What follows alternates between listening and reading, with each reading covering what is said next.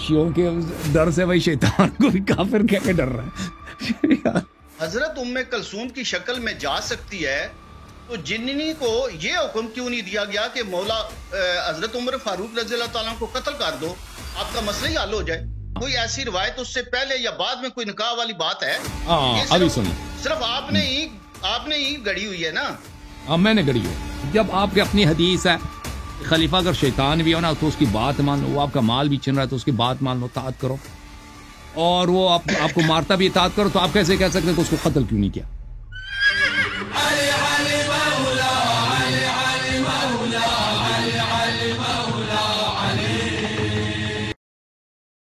السلام علیکم, کیسے ہیں؟ گل کیوں نہیں کرتے؟ السلام علیکم. یا بھائی صاحب خیریت سے ہیں؟ ٹھیک ہے آپ؟ جی میری آواز آ رہی ہے یاری صاحب؟ بہت واضح, بہت خوب بہترین آواز آ رہی ہے آپ, کلیئر. ماشاء اللہ جی. کیسے ہیں آپ؟ اللہ تعالیٰ دا بڑا احسان ہے جی, بہت اللہ بس دے احسانات نے. آپ کی محبت کھینچ کے لے آتی ہے, یقین مانے. آپ ہمارے عزیز بھائی ہیں, اللہ آپ کو عزت دے. طارق جیلم سے. اللہ تعالیٰ آپ کو سلامتی دے جی. کیسے ہمارے آپ کے پڑوسی ہمارے مستری صاحب کیسے ہیں؟ جی الحمدللہ. آج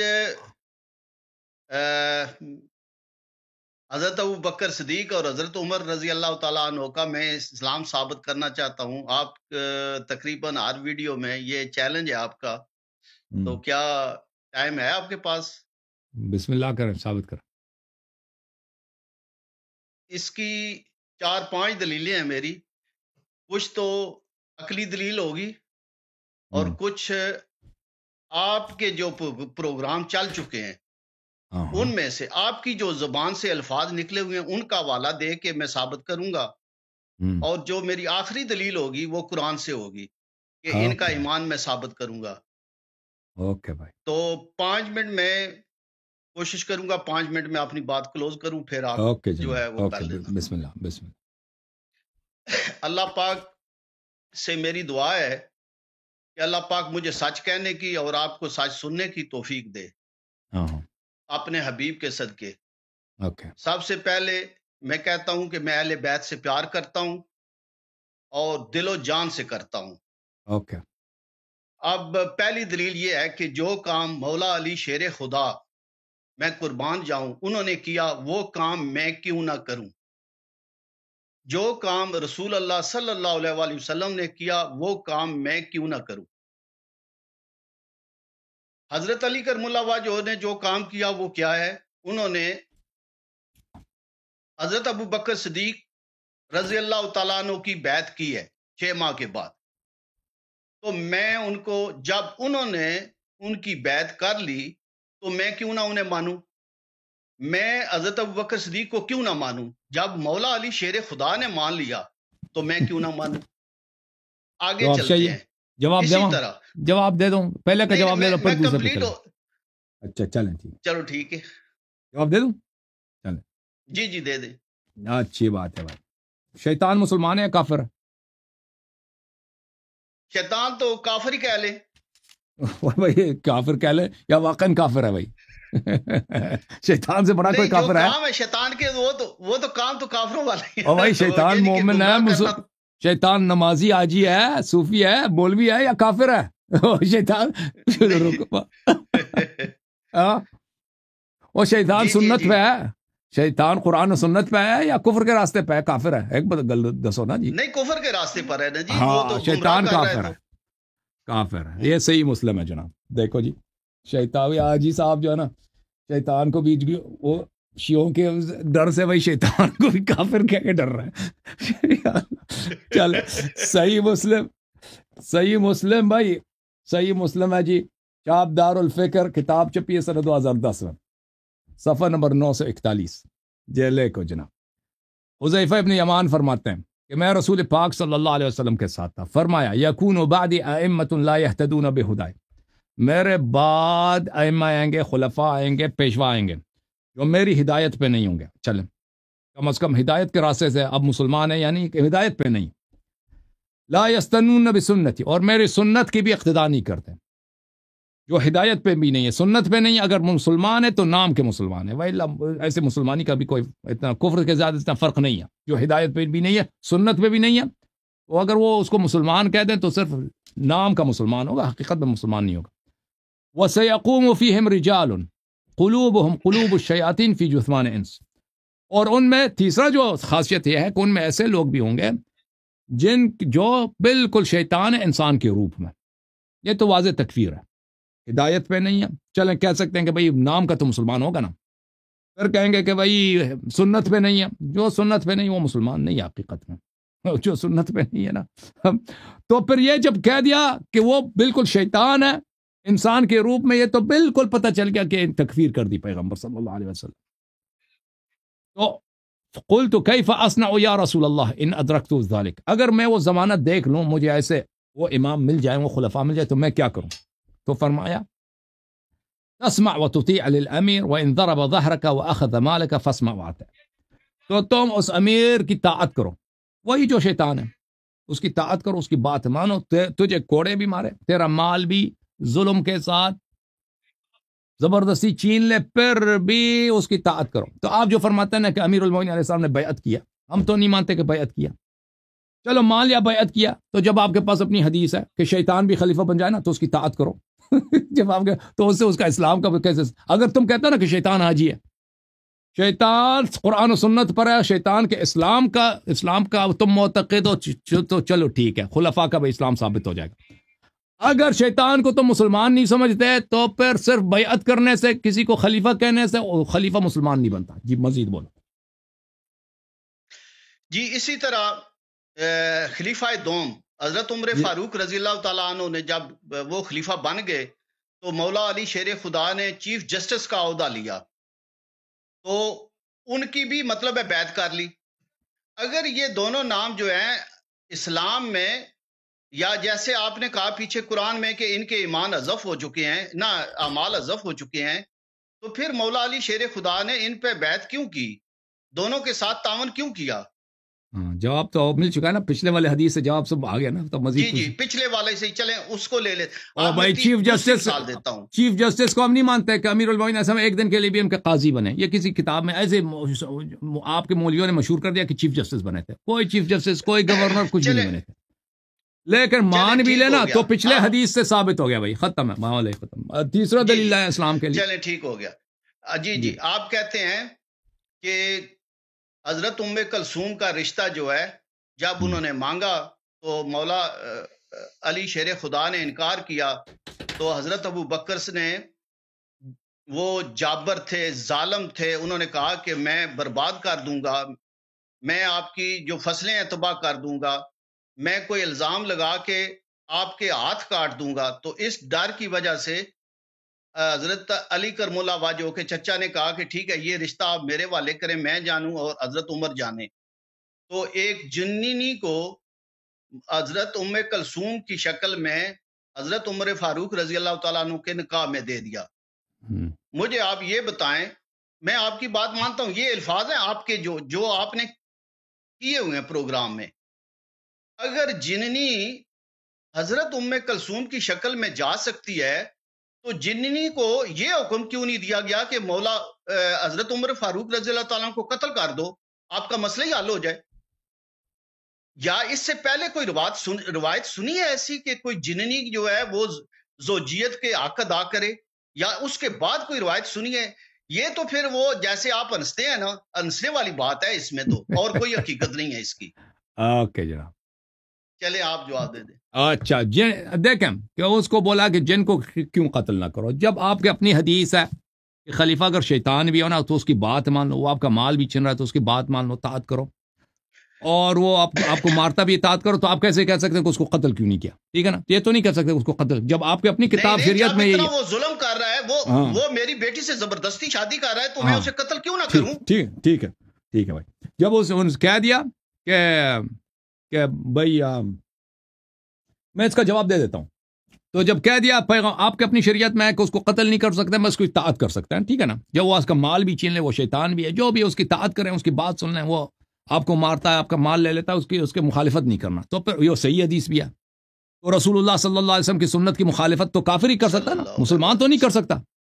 پیغمبر کہتا ہے بات مان لو، آپ اس کو الٹا قتل کر دیں چاہے جتنا کی ظالمی کیوں نہ ہو. اب بات رہی کہ جنی کی شادی کا آپ کہتے ہیں ہم اس پہ ہنستے ہیں. یہ کتاب ہے احکام المرجان فی احکام الجان، تعلیف الشیخ امام العلامہ ابو عبداللہ محمد ابن عبداللہ الشبلی، متوفى سنہ 769، چاپ دارالکتب العلمیہ. کتاب چپی ہے کب؟ بیروت لبنان میں. سال نہیں لکھا کہ کس سال میں چپی ہے. یہاں پر فی مناکحۃ الجن، کہ جن کے ساتھ نکاح کرنا کیا یہ ہوتا ہے؟ فرماتے ہیں جنوں کی آپس میں تو کہ وہ مناکحہ ہوتی ہے تو اس میں شک ہی نہیں کہ جن آپس میں شادی کرتے ہیں اس میں تو وہ تو ہے. وَهَذَا الْبَابُ فِي بَيَانِ الْمُنَاكَحَةِ بَيْنَ الْإِنسِ وَالْجِنِّ، یہ باب اس موضوع پر ہے کیا جن اور انسان کے درمیان نکاح ہو سکتا نہیں ہو سکتا.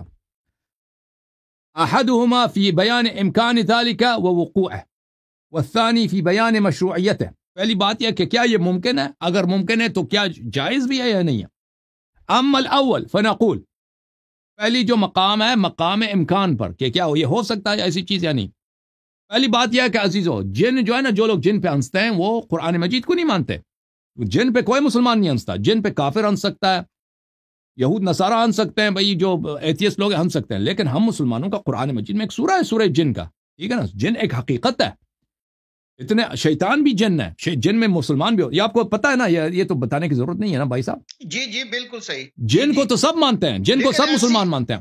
ہاں، نکاح کی بات، جہاں نکاح کے جن کو نہیں مانتا، جن کو تو مانتے ہیں، لیکن کبھی کوئی ایسی روایت اس سے پہلے یا بعد میں کوئی نکاح والی بات ہے؟ ہاں ابھی سن لیں. صرف آپ نے ہی گڑی ہوئی ہے نا. ہاں میں نے گڑی ہوئی ہے. نکاح الانسی، اب آپ کا عالم ہے یہ شبلی صاحب، آپ کا عالم ہے، میرا عالم نہیں ہے. نکاح الانسی الجنیت وعکسہ ممکن. بالکل، جب امکان کی بات کرتے ہیں کہ انسان جن کے ساتھ شادی کرے، جن انسان کے ساتھ شادی کرے، بالکل یہ ممکن ہے. قال الثعالبی، آپ کے ایک بہت بڑے تفسیر ثعالبی کے لکھنے والے ثعالبی صاحب نے فرمایا، زعموا ان التناكح والتلاقح قد يقعان بين الانس والجن. کہتا ہے ہمارا عقیدہ یہ ہے کہ جن و انس کے درمیان تناکح ہوتا ہے. قرآن مجید فرماتا ہے وَشَارِكْهُمْ فِي الْأَمْوَالِ وَالْأَوْلَادِ، یہ قرآن کی آیت ہے سورہ اسراء میں، کہ اللہ تعالیٰ نے شیطان سے کہہ دیا کہ ان کے اولاد میں شریک، ان کے نسل میں شریک ہو جاؤ. شیطان نسل میں کیسے شریک ہوتا ہے؟ اسی طرح شریک ہوتا ہے کہ جب شخص مثلا وہ مال حرام کا تھا، اس میں روایات میں ہے کہ شیطان اس کے ساتھ آ جاتا ہے، اس کے عورت کے ساتھ کر لیتا ہے. وہ جو گناہ کار لوگ ہوتے ہیں جو ذکر وغیرہ نہیں پڑھتے، وہ روایات میں موجود ہے، قرآن کی آیت ہے. وقال صلی اللہ علیہ وآلہ وسلم، بلکہ یہ حدیث ادھر ہے، اذا جامع الرجل امرأته ولم يسمي انطوى الشيطان الى احلیلہ فجامع معه. آپ لوگوں کی حدیث ہے، ہماری حدیث تو نہیں ہے، کہ رسول صلی اللہ علیہ وسلم نے فرمایا کہ جب ایک شخص اپنی بیوی کے ساتھ مجامعت کرتا ہے، ہم بستر ہوتا ہے، اور وہ ولم یسمی، بسم اللہ نہیں کہتا، تو کیا ہوتا ہے؟ شیطان اس کے احلیل میں چلا جاتا ہے. شیطان تو انسان کے بدن میں، خون میں، رگوں میں وہ تو وہ پھرتا ہے. وہ کہاں جاتا ہے؟ وہ سیدھا چلا جاتا ہے اس کے جو جنسی جو حالت ہے، وہ بھی عورت سے فائدہ اٹھاتا ہے. اچھا، تو یہ امکان کی بات ہے. اچھا، یہ کتاب الجامع لاحکام القرآن تفسیر القرطبی، چاپ القاہرہ، مطبعۃ دار الکتب المصریہ، یہ جلد نمبر 10 ہے، تفسیر قرطبی. اور قرطبی صاحب بہت معروف محدث، محقق، مفسر، ہمارے مذہب کے نہیں، آپ کے مذہب کے ہیں. اس آیت کے ذیل میں وَشَارِكْهُمْ فِي الْأَمْوَالِ وَالْأَوْلَادِ، ان کے مالوں میں شیطان نے اللہ کو، معاف کیجیے، اللہ تعالیٰ نے شیطان کو اجازت دی ہے کہ ان کے نسل میں، یعنی گناہ کاروں کے نسل میں اور ان کے اولاد میں اور ان کے مال میں شریک ہو جائے. بھلے اجعل لنفسک شرکۃ فی ذلک، یعنی تم اس میں شریک ہو جاؤ. اچھا، فرمایا وروی من حدیث عائشہ قالت، جناب عائشہ سے روایت ہے کہ انہوں نے فرمایا ہے کہ رسول اللہ صلی اللہ علیہ وسلم نے کہا ان فیکم مغویین، ان فیکم مغویین، آپ میں گمراہ لوگ ہیں، گمراہ شدہ لوگ ہیں. ہم نے کہا کہ یا رسول اللہ ومل مغویون، ہم نے پوچھا کہ یا رسول اللہ مغوی کون ہے، گمراہ شدہ لوگ کون ہیں؟ قال الذین یشترک فیہم الجن، فرمایا وہ لوگ ہیں جن کی نسل میں جن شریک ہو گئے. اچھا، قال الترمذی فللجن مسامات بن آدم فی الامور والاختلاط. حکیم ترمذی، وہ بھی بہت بڑا محدث بھی گزرا ہے جماعت مخالفین کے، وہ مختلف کتابیں اس کے ہیں، یہ غیر سنن ترمذی والا نہیں، اور ترمذی ہے. اس نے کہا کہ آدم کہ بنی آدم کے ساتھ جن کئی امور میں مکس ہو جاتا ہے، مختلط ہو جاتا ہے، مکس ہو جاتا ہے. فَمِنْهُمْ مَنْ يَتَزَوَّجُ فِيهِمْ، جن میں ایسے لوگ ہیں کہ بنی آدم میں آ کے وہ شادی کر لیتے ہیں. وَكَانَتْ بِلْقِيسُ مَلَكَةَ سَبَا أَحَدَ أَبَوَيْهَا مِنَ الْجِنِّ، بلقیس جو ہے نا قرآن مجید میں ہے، انہو من سلیمان و انہو بسم اللہ الرحمن الرحیم. سلیمان علیہ السلام، ہدہد کی کہانی ہے کہ پرندہ تھا سلیمان علیہ السلام، اس نے خبر لایا کہ یہ بلقیس سبا میں ہے. وہ سورج کی پرستش کرتے ہیں یہ. تو یہ سبا جو تھا بعد میں یہ مسلمان ہو گئی، حضرت سلیمان علیہ السلام کے ہاتھ پہ ایمان لائی ہے. تو اس کے ماں باپ میں سے یہ ایک جن تھا، وسیاتی بیان ہوں انشاءاللہ. وہ کہتے ہیں ہم اس کی تفصیل بھی آگے جا کر بتا دیں گے. اچھا اس کے علاوہ بھی میرے ساتھ بہت سارے حوالے ہیں، میں آپ کو دکھا سکتا ہوں. تو آپ کے حدیث میں بھی ہے، جی آپ کے علماء نے قرآن مجید میں بھی ہے کہ جن جو ہے انسان کے ساتھ اس کا نکاح ہو سکتا ہے. ٹھیک ہے، اب آپ کہتے ہیں نہیں ہو سکتا، مذاق اڑا رہے، یہ نہیں ہے نہیں ہو، یا آپ نے کہہ دیا. اس میں حضور بزرگوں ساڈا کی قصور ہے جی. لیکن نہیں، جب قرآن سنت موجود ہے تو نہیں ہے کوئی آپ بتا دیں کہ فلاں نے جو نکاح کیا ہے، کسی صحابی نے، کسی تابعی نے، کسی مطلب ہے کوئی ایسی روایت آپ بتا دیں کہ فلاں نے نکاح کیا ہے. دیکھیں ابھی میں نے دکھا دیا کہ جناب سبا کی والد یا والدہ ان میں سے ایک جن کا ہے. نہیں وہ تو کوئی شک نہیں ہے، صحیح ہے، وہ تو دکھا وہ تو آپ پتہ کیا دیکھیں جن بتایا نا. جی جن کا مطلب یہ پوشیدہ. جن کس کو بولتے ہیں؟ پوشیدہ. جن جب بنی آدم میں آ جاتا ہے نا، وہ اپنے آپ کو ظاہر نہیں کرتا کہ میں جن ہوں. وہ آپ اس کو دیکھیں گے، اگر وہ بات کریں گے، آپ اس سے گفتگو کریں گے، وہ نہیں کہے گا کہ میں دوسری مخلوق ہوں.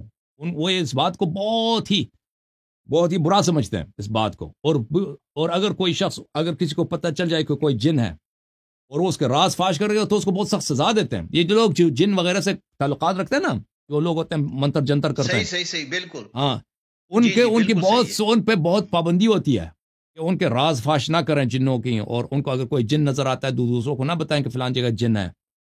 تو اس طرح کیونکہ ان میں سے بہرحال ہمارے دیکھنے والوں میں بہت سارے لوگ ہوتے ہیں، ہر طرح کے لوگ ہوتے ہیں، تو ان سے پتہ چل جاتا ہے ایسے لوگ ہوتے ہیں نا. تو ان کا کام یہی ہوتا ہے، یعنی بہت محنت، یہ ایک فن ہے بھائی، اس میں محنت ریاضت کرتے ہیں وہ لوگ، اس میں ان کو بہت ساری باتوں کا پتہ چل جاتا ہے. تو جن اگر کسی سے شادی ہو جائے تو وہ اعلان نہیں کرتے، اور اگر کسی کی شادی بھی ہو جائے نا تو کسی کو بتاتا نہیں کہ میری بیوی جن ہے.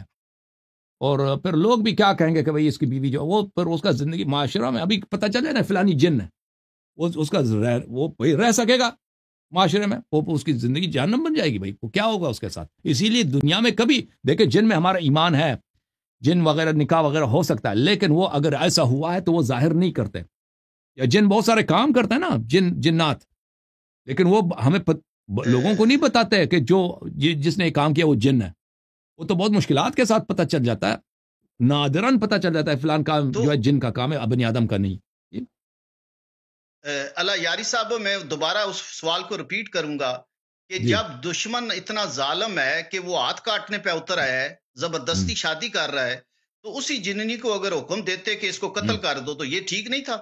بالکل اس سے بہتر ہے وہ سب کچھ، اس سے بہتر. اور امیر المؤمنین علیہ الصلوۃ والسلام، دیکھیں لوگ کیا جانتے ہیں؟ لوگ تو یہ دیکھتے ہیں کہ وہ بیٹی ہے نا ام کلثوم ہے، وہ تو راز ہے، وہ تو صرف امیر المؤمنین علیہ السلام کو پتہ ہے نا، لوگوں کو تو نہیں معلوم نا کہ وہ کیا ہے، وہ جنی ہے. اب دنیا والوں کے سامنے، لوگوں کے سامنے کون ہے؟ وہ ایک بچی ہے بنی ہاشم کی. اگر یہ بچی قتل کرے عمر کو، خلیفہ بادشاہ کو، تو اس خاندان کے ساتھ کیا ہوگا؟ آپ نے اس کو تو سوچا تو نہیں نا. وہ تو نہیں کہیں گے کہ یہ چڑیل تھی، یہ جنی تھی، اس نے مارا. وہ تو کہیں گے کہ آپ کی بچی نے مارا. دیکھیں جب عمر مارے گئے تو ان کا بیٹا ہے عبد الرحمن ابن عمر، وہ تلوار لے کے اٹھائے اور مدینے میں جتنے اس کے ایرانی نظر آئے نا اس کو قتل کیا، چاہے وہ مسلمان تھے، مومن تھے. اور اسی لیے امیر المؤمنین علیہ الصلوۃ والسلام عثمان کے پاس گئے اور بولا کہ اس نے بے گناہ لوگوں کو قتل کیا، اس سے قصاص لے لو، اس کو قصاص کرو. اس نے جو قاتل ہے بھائی، قاتل تو بھاگ گیا، جو قاتل تھے ابو لؤلؤہ وہ بھاگ گیا، ان کو وہ پکڑ نہیں سکے اس کو. اور روایات میں لوگ کہتے ہیں اس کو پکڑ کے مسجد میں اسی وقت قتل کیا تھا بہرحال. لیکن حبشیوں کے نزدیک وہ فرار ہو گئے تو وہ بھاگے نہیں تھے، لیکن انہوں نے پکڑ کے اس کی بیٹی کو قتل کیا تھا. ایک اور ایرانی مومن تھا وہاں پہ، اس کا نام میں بھول گیا، اس کا اب نام میں بھول گیا، اس کو قتل کیا تھا. تو امیر المؤمنین علیہ السلام فرماتے تھے جب مجھے حکومت مل جائے ایک دن تو سب سے پہلے میں قصاص عبد الرحمن ابن عمر سے لوں گا، اس نے بے گناہ لوگوں کو تلوار لے کے قتل کیا. اور جب امیر المؤمنین علیہ السلام کے ساتھ بیعت ہوئی تو سب سے پہلے جو کیا عبد الرحمن عمر بھاگ گیا وہاں سے، مدینے سے فوراً شام گیا، معاویہ سے مل گیا، آخر تک معاویہ کے پاس تھا، ادھر آرام سے رہ رہا تھا. تو بات یہ ہے کہ امیر المؤمنین علیہ السلام کے لیے مناسب نہیں ہے، مصلحت نہیں ہے ان کے لیے کہ وہ کام کریں کہ اس سے پورے عالم اسلام کی. اور پھر دیکھیں اسلام تو جب رسول صلی اللہ علیہ وسلم کی وفات ہوئی ہے محدود تھا اسلام، مکہ مدینہ میں ابھی لوگ مسلمان ہوئے، مکے والے 2 سال پہلے طائف وغیرہ کے لوگ، لیکن وہ بھی جدید الاسلام ہے، پرانے مسلمان نہیں ہیں، ان اسلام میں ابھی اتنے پکے نہیں ہوئے. بقیہ جو بلاد ہے مثلا عراق ہے یا مصر ہے یا شام ہے، یہ تو خلفاء کے دور میں مسلمان ہوئے نا. اب یہ اکثریت مسلمانوں کے کون سے ہیں جو پیغمبر کو دیکھا بھی نہیں، جو خلفاء کے دور میں مسلمان ہوئے نا. یہ لوگ تو خلفاء کو تو اپنا ہیرو سمجھتے ہیں. اگر یہ ہو جائے نا کہ امیر المؤمنین علیہ السلام کی صاحبزادی نے بلا گناہ اپنے والد کے حکم سے خلیفہ صاحب کو قتل کیا، تو یہ تو ان کے لیے بہت بڑی مصیبت بن جاتی نا، ایک ایسا فتنہ بن جاتا تو اس کے عواقب کیا ہوتے ہیں اللہ ہی جانتا ہے. تو سب سے بہترین کام جو امیر المؤمنین علیہ السلام نے کیا ہے نا کہ ابو لؤلؤ کو یوز کیا. ابو لؤلؤ، میں آپ کی اس دلیل کو ابو لؤلؤ کو فرمایا، ابو لؤلؤ نے عرض کیا کہ مولا میں اس کو ماروں، فرمایا مار دو. روایات میں ملتا ہے، غیر مشہور غیر معروف روایات میں، بعض کتب میں بہت پہلے میں نے دیکھا تھا کہ امام علیہ السلام نے فرمایا کہ اس کو مار دو تو کوئی حرج نہیں. تو پھر ان مولا کے حکم سے اس نے مار دیا اس کو. جی آپ نے زبردست کہا کہ یہ تو جب کلثوم کی شکل میں اگر وہ قتل کرتی تو یہ تو ظلم تھا نا کہ وہ آپس میں اختلافات شروع ہو جاتے، لیکن ان کی شکل میں نہیں، ویسے جنی کو حکم دے دیتے. جب جنی وہ شکل اختیار کر سکتی ہے تو جننی جو ہے کسی مرد کے روپ میں کسی اور روپ میں جا کے انہیں قتل کر دیتی. چلیں چھوڑیں اس کو، آگے چلتے. یہ سنت نہیں ہے بھائی. دیکھیں پیغمبر بھی یہ کر سکتے نا، پیغمبر بھی ابو سفیان کے ساتھ مثلا جب مقابلہ ہوا جنگ بدر میں جنات کے لشکر لے کر یہ کوئی مشکل تھوڑی تھا. یا مثلا غزوہ بدر میں فلان جگہ پہ جہاں بھی کوئی پرابلم ہے جنات کے لشکر، ان کے جن تو مسلمان ہوئے تھے نا، پیغمبر نے بھی یہ کبھی نہیں کیا کہ جنات کا لشکر لے کر. جی اللہ یاری صاحب آگے چلتے ہیں کہ جس آدمی کو اتنا ظالم، اتنا وہ آپ کہہ رہے ہیں کہ شیعہ علماء سے میں یہ کوٹ کر رہا ہوں، شیعہ علماء سے اگر کہیں گے تو کبھی میں ویڈیو آپ کو سینڈ کر دوں گا کہ امام حسین علیہ السلام نے حضرت عمر رضی اللہ تعالیٰ عنہ کو کہا کہ یہ ممبر جو ہے میرے نانا کا ہے، آپ نیچے اتریں. اور جو اتنا ظالم جابر پتہ نہیں کیا کیا، وہ واقعی جابر تھے. یہ بھی بات بتاؤ، میں بھی تصدیق کرتا ہوں کہ حضرت عمر رضی اللہ تعالیٰ عنہ بہت غصے والے تھے، بہت جلال والے تھے. تو انہوں نے کوئی امام حسین علیہ السلام کی بات کا غصہ نہیں کیا، وہ نیچے اتر آئے. انہوں نے کہا کہ بیٹے یہ آپ کے نانا کا ممبر ہے، آپ کا حق ہے. یہ شیعہ علماء کوٹ کر رہے ہیں اس بات کو. تو جس آدمی کو آپ اتنا ظالم کہہ رہے ہیں وہ تو یہاں پر تو کوئی ظلم نہیں دکھا رہا، وہ تو شفقت اور محبت دکھا رہا ہے. دیکھیں وہ دیکھیں ایک دو دنیا داری ہوتی ہے نا، دنیا کے لیے آپ خلافت لے لیں، دو فدق لے لیں، یہ ایک کام ہے. ایک بے وقوفی ہوتا ہے. اگر دیکھیں جب ان سے امام حسین علیہ السلام، سب لوگ جانتے ہیں کہ امام حسین علیہ السلام سب صحابہ ہیں نا اس زمانے میں، مسجد وغیرہ میں وہ اکثریت صحابہ کی ہے. جی ابھی مثلا فرض کریں یہ 5 سال پہلے پیغمبر کی وفات ہے، یا 8 سال پہلے، یا 2 سال 3 سال پہلے پیغمبر صلی اللہ علیہ وسلم وفات ہوئے، تو سب لوگ تو جانتے ہیں کہ پیغمبر کون تھے. جی بالکل. مدینہ والے تو سب مہاجرین انصار ہیں، وہ جانتے ہیں کہ رسول اللہ صلی اللہ علیہ وسلم امام حسین علیہ السلام سے کتنی محبت کرتے تھے، کتنے اپنے کندھوں سے حمل کرتے تھے، جنت کے سردار ہے، چومتے تھے اور کہتے تھے کہ جو ان سے محبت کرے وہ جنتی ہے، میرے ساتھ مشہور ہوگا. تو یہ صحابہ تو بڑی عزت کرتے تھے امام حسین علیہ السلام کی. اب اگر دیکھیں یہ تو نہایت بیوقوفی ہوتی نا کہ عمر اٹھ کے ان کو مار دیتا، تھپڑ مار دیتا نا. دیکھیں خلیفہ ہے، ظالم ہے، لیکن بیوقوف نہیں ہے. وہ ایک ایسے کورنر میں پس گیا نا، وہ غصہ کا اظہار کرے تو اس کی اپنی حکومت کے لیے بہت ہی نقصان دہ. کیونکہ امام حسین علیہ السلام ایک ایسی شخصیت ہیں، وہ مثلا ان کا حق چھین سکتا ہے، ان کا مثلا فدق وغیرہ لے لے، اس کو حرج نہیں ہے، لیکن سب کے سامنے وہ ایک ننھا سا بچہ مثلا 7 سال عمر ہے، 5 سال عمر ہے، 8 سال عمر ہے، اس کو اٹھ کے بھائی کوڑے پکڑ کے یا ڈنڈا پکڑ کے مارے تو اس کی سیاسی خودکشی ہوتی. اب بھی یہی ہے. اب بھی آپ فوج کا کوئی آدمی ہو نا، فوج کا کوئی وہ جو بالکل میں فوج کا مثال یا مثلا آپ صدام کو لے لیں، صدام ظالم تھا لیکن بیوقوف نہیں تھا. وہ اس طرح وہ اپنے مخالفین کو قتل کرتا تھا. وہ کوئی بھی اس کو کہہ دے نا، اس کے متعلق کوئی بری بات کہے، فوراً اس کے پورے خاندان کو تباہ کرتا تھا. لیکن اس طرح نہیں تھا کہ سب لوگوں کے سامنے آ کے وہ ایسے کوئی اس کو سبق سے نہ ٹی وی پہ آ کے اگر اس سے کوئی بے حرمتی ہوتی ہے. اب صدام کا میں زمانے کا ایک واقعہ سنا دوں. وہ صدام ایران عراق جنگ کے زمانے میں وہ اچانک لوگوں کے گھر جاتا تھا ٹی وی کرو کے ساتھ، یعنی عام جو لوگ ہیں ان کے ساتھ بیٹھ کے افطار کرو، ان کے ساتھ بیٹھ کے چائے پی لو، گپ کرو. تو یہ عراق میں براہ راست نشر ہوتا تھا. یہ دیکھیں یہ صدر صاحب کتنے اچھے ہیں، ہفتے میں 1 2 دن 3 دن بغیر اچانک کسی بغداد کے کسی محلے میں، غریب نشین محلے میں جاتا تھا. اور ایک دفعہ ہوا کہ ایک گھر میں آیا، شیعہ گھر میں، بہت مشہور ہے. تو وہاں سب سے پیار کیا، بڑے وہ لوگ بھی بڑی عزت کرتے ہیں بھائی کہ صدر صاحب آئے. تو وہاں جو بیٹھ گیا ادھر، چائے لے کے آئے، کھانا لے کے آئے، وہ بیٹھ گئے. وہاں غریب لوگ ہیں بیچارے، تو یہ بھی ان کے ساتھ بیٹھ گیا. تو وہاں گھر میں ایک بچہ ہے، بچے کو بلایا، گود میں بٹھایا، پیار کیا. بولا کہ تم مجھے جانتے ہو؟ اب ٹی وی میں یہ براہ راست نشر ہوتا تھا اس زمانے میں. ہاں ہم کو جانتے ہیں. آپ کون ہے؟ کیسے مجھے جانتے ہیں؟ میں نے آپ کو ٹی وی میں دیکھا. اچھا ٹی وی میں نے مجھے کیسے دیکھا؟ ٹی وی میں آپ تقریر کرتے ہیں، میں نے آپ کو دیکھا. اچھا تو آپ کے گھر والوں نے بھی دیکھا؟ ہاں انہوں نے بھی دیکھا. آپ کے والد صاحب نے بھی دیکھا؟ جی انہوں نے بھی دیکھا آپ کو. تو آپ کے والد صاحب نے کیا کیا جب مجھے ٹی وی میں دیکھا؟ تو اس نے کہا کہ بچہ بیچارہ سادہ، آپ کے میرے والد نے ٹی وی پہ تھوکا. آپ کو تھوک پھینکا. صدام نے کہا اچھا اچھا اچھا. صدام صرف مسکراتا رہا. اب دنیا کے سامنے اس بچے کو اس نے کچھ نہیں کہا، والد کے سامنے. لیکن اس کے بعد جب گیا نا، اس کا والد ہمیشہ کے لیے غائب ہو گیا، ہمیشہ کے لیے. پھر کسی نے نہیں دیکھا کہ وہ بعد میں. تو یہ اس طرح دیکھیں، وہ اس طرح خودکشی نہیں کر سکتے کہ آپ ایک بچے کو ماریں. اور امام حسین علیہ السلام کو اگر وہ مارتا نا، اگر مارتا تو آپ کیا کہتے ہیں کہ ابھی سب لوگ لعنت کرتے ہیں، سب لوگ کہتے ہیں کہ یہ بھی کتنا اس کے، یعنی امام حسین علیہ السلام نے جو کہا نا، عمر کے لیے کوئی راستہ بچا ہی نہیں، سوائے یہی کہہ دے کہ ممبر سے اتر جائے کہ جی آپ کے نانا کا ہے. اور کچھ نہیں تھا اس کے پاس، کچھ نہیں کر سکتا تھا. اور اگر کچھ اور کرتا نا، سیاسی طور پہ آپ کا کہنا سیاسی طور پہ انہوں نے یہ کہا ہے. ہاں اس کے مفاد میں نہیں تھا. جی ہاں جی دلیل نمبر 3 کی طرف جاتے ہیں کہ آپ نے کہا کہ جب انہوں نے پیٹھ دکھائی تو قرآن میں جو آیت آپ کہتے ہیں، لیکن ہمارے تو وہ کافی دفعہ کہہ چکے ہیں کہ صرف حضرت عمر یا حضرت ابو بکر یا صرف یہی تو نہیں تھے نا، اور بھی تو صحابہ تھے جنہوں نے پیٹھ پھیری یا سب کچھ کیا، لیکن ان کسی کا نام نہیں ہے. آپ ان دونوں شخصیات کو سامنے رکھا ہوا ہے. تو میری گزارش ہے کہ چلیں، وہ دوسرے دن ہمارا ماننا یہ بھی ہے کہ ان کے اللہ پاک نے انہیں معاف کیا اور دوسرے دن وہ جنگ پر گئے. چلیں ہم مان لیتے ہیں، آپ کی بات کو مان کے چلوں گا کہ ٹھیک ہے، ان کے جو اعمال ہیں حذف ہو گئے. جب اعمال حذف ہو گئے تو پھر سورت حجرات میں حضور پاک صلی اللہ علیہ وسلم کے پاس وہ دوبارہ اللہ تعالیٰ کو کیوں کہنا پڑا کہ جو ہے ان کے اعمال حذف ہو گئے ہیں، جب اللہ تعالیٰ ایک دفعہ انہیں کہہ چکا ہے.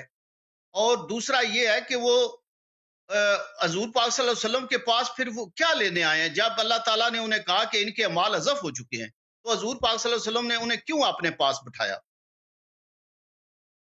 یہ مختلف سوالات ہیں، ایک سوال تو نہیں، آپ نے کئی سوالات کیے. پہلی بات یہ ہے کہ اللہ تعالیٰ نے انہیں معاف کیا ہے. بھائی یہ معافی جو ہے نا، اس طرح معافی جو آپ سمجھتے ہیں کہ اللہ نے ان کے گناہ بخش دیے، یہ نہیں ہے. کیونکہ قرآن مجید میں آیا ہے انما التوبۃ علی اللہ للذین یعملون السوء بجہالۃ ثم یتوبون عن قریب فاولئک یتوب اللہ علیہم.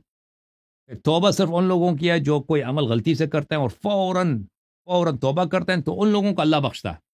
یہ ایک قسم کا توبہ ہے، بخشش طلب کرتا ہے انسان، اللہ بخش دیتا ہے. ایک قسم کا توبہ ہے جو انسان بخشش نہیں کرتا، اللہ نے قرآن میں کہتا ہے میں نے عفو کر دی.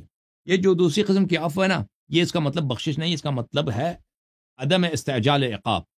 اس پہ ابھی عذاب نازل نہیں ہوگا، اس کا بھی ٹائم دیں گے. یہ قرآن مجید میں بہت زیادہ ہے. مثلا بنی اسرائیل میں آپ کو اگر مجھے مل جائے آیا میں آپ کو دکھا دوں.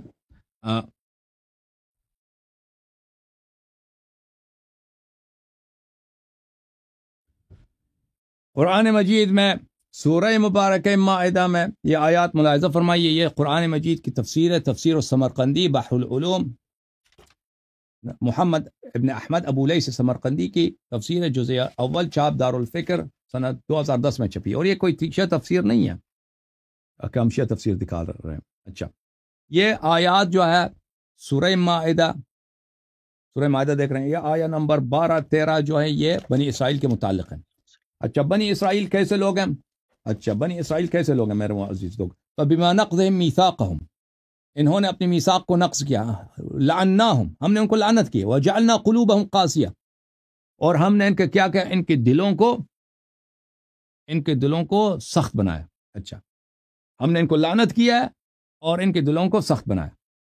یحرفون الکلم عن مواضعہ، اور یہ کتاب اللہ کی بھی تحریف کرتے ہیں۔ تورات کتاب اللہ ہے، انجیل کتاب اللہ ہے، اس پہ ہمارا ایمان ہے جو اصلی ہے، لیکن اس کی یہ کیا کرتے ہیں، اس کو چینج کیا ان لوگوں نے۔ اچھا، وَنَسُوا حَظًّا مِّمَّا ذُكِرُوا بِهِ، اور جو اللہ نے ان کو ہدایت دیا تھا اس کو بھول گئے۔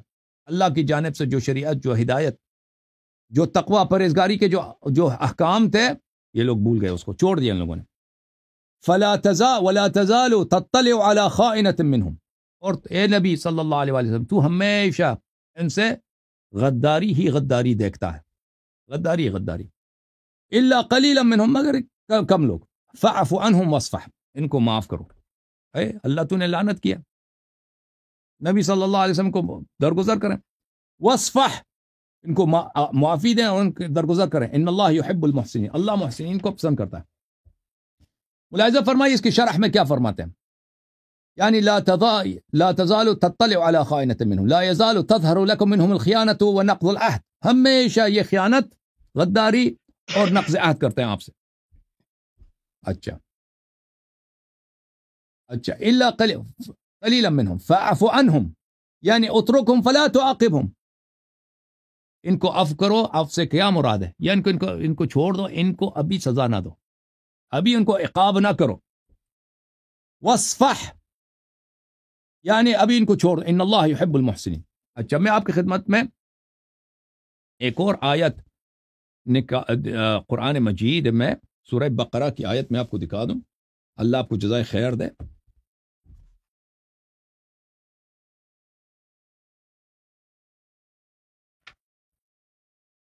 ملاحظہ فرمائیے، یہی بنی اسرائیل جن کو کہا کہ اللہ نے فرمایا ان کو لعنت کی۔ وَإِذْ أَخَذْنَا مِيثَاقَكُمْ وَرَفَعْنَا فَوْقَكُمُ الطُّورَ، ہم نے طور کی پہاڑی کو زمین سے اکاڑ کر آپ کے اوپر آسمان پہ لٹکا کے آپ سے عہد لیا ہے، بنی اسرائیل سے۔ اچھا، خُذُوا مَا آتَيْنَاكُمْ بِقُوَّةٍ وَاسْمَعُوا، جو ہم نے احکام حلال و حرام شریعت آپ کو دی ہے، اس کو محکم پکڑ لو اور اس کو اچھی طرح سے طاعت کرو۔ قالوا سمعنا وعصینا، انہوں نے جب بنی اسرائیل نے کیا کہا، عہد جو کیا نا، عہد زبان میں کہتے ہیں سمعنا، دل میں کہتے تھے عصینا، زبان میں کہتے ہیں جی مان لیا عہد کرتے ہیں، دل میں کہتے ہیں نہیں مانتے۔ اچھا، وَأُشْرِبُوا فِي قُلُوبِهِمُ الْعِجْلَ بِكُفْرِهِمْ، اور ان کے دلوں میں کیا ہے، ان کے دلوں میں ابھی تک وہ بچڑا، سامری نے جو بچڑا بنا کے دیا تھا نا، ابھی تک اس کی محبت، ابھی تک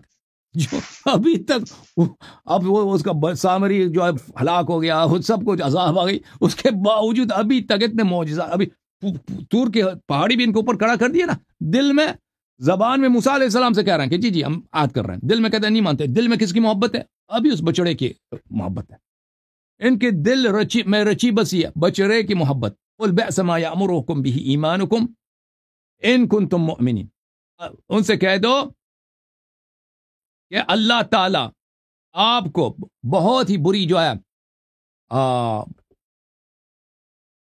اللہ تعالیٰ آپ کو کیا کر رہا، یہ جو آپ کا ایمان اگر یہی ہے تو یہ بہت، آپ کا ایمان آپ کو بہت ہی برا حکم دے رہا ہے اگر آپ مومن ہیں۔ اچھا، تو اس کے باوجود قرآن مجید نے بار بار کہا کہ ہم نے ان کو عفو کیا، یہ اور رسول صلی اللہ علیہ وسلم سے فرمایا کہ ان کو عفو کرو، یہ ان کے حالانکہ ان کا یہ دشمنی کی حالت ہے۔ یہ عفو جو آپ کہہ رہے ہیں نا صحابہ کو عفو ہوا، یہ وہ عفو نہیں ہے جو احد سے بھاگنے والی کی جو کہانی ہے، اس میں وہ عفو نہیں ہے کہ توبہ کے بعد ان لوگوں نے کسی کتاب میں نہیں کہ ان لوگوں نے توبہ کیا بھاگنے سے۔ انما التوبة على الله للذين يعملون السوء بجهالة ثم يتوبون من قریب، یہ توبہ کریں، روئیں، پھر اس کام کو دوبارہ انجام نہ دیں تو اللہ اس کو مانتا ہے۔ تو یہ تو صحابہ کے لیے نہیں، عرض یہ ہے کہ آپ کی خدمت میں قرآن مجید میں یہ ہے کہ جو جنگ سے بھاگتا ہے اللہ کا وعدہ ہے کہ اللہ اس کا حساب لے گا، اللہ اس کو عذاب دے گا۔ ملاحظہ فرمائیے، یا ایھا الذین آمنوا اذا لقیتم الذین کفروا زحفا فلا تولوہم الادبار، اے ایمان والو جب کفار سے میدان جنگ میں آمنے سامنے ہو تو ان کے سامنے اپنا پشت نہ کرو، ومن یولہم یومئذ دبرہ، اور جو ان کی طرف پشت کرتا ہے فقد باء بغضب من اللہ ومأواہ جہنم، وہ اللہ کی غضب کا خریدار ہوتا ہے اور کیا ہوتا ہے اس کی ٹھکانہ جہنم ہے، وہ بئس المصیر، اللہ کا وعدہ ہے، وہ اللہ کا وعدہ، اور بھی آیات ہے قرآن مجید میں، ٹھیک ہے نا۔ اب میں آپ کو ایک مفسر ہیں، ان کے بڑے اچھے جملے ہیں، میں آپ کو دکھا دیتا ہوں۔ یہ کتاب تفسیر القشیری المسمى لطائف الاشارات، بلی تالیف ابو القاسم عبد الکریم ابن حوازن ابن عبد الملک القشیری النیشابوری الشافعی، متوفی سنہ 425، یہ جزء اول ہے، چاپ دار الکتب العلمیہ۔ یہاں پہ میں آپ کو لے کے چلتا ہوں اس کتاب میں، اللہ آپ کو بھلا کرے، صفحہ نمبر 46 میں، صفحہ نمبر 46 میں اس مصنف کے اور اس محقق کے جملے آپ دیکھ رہے ہیں۔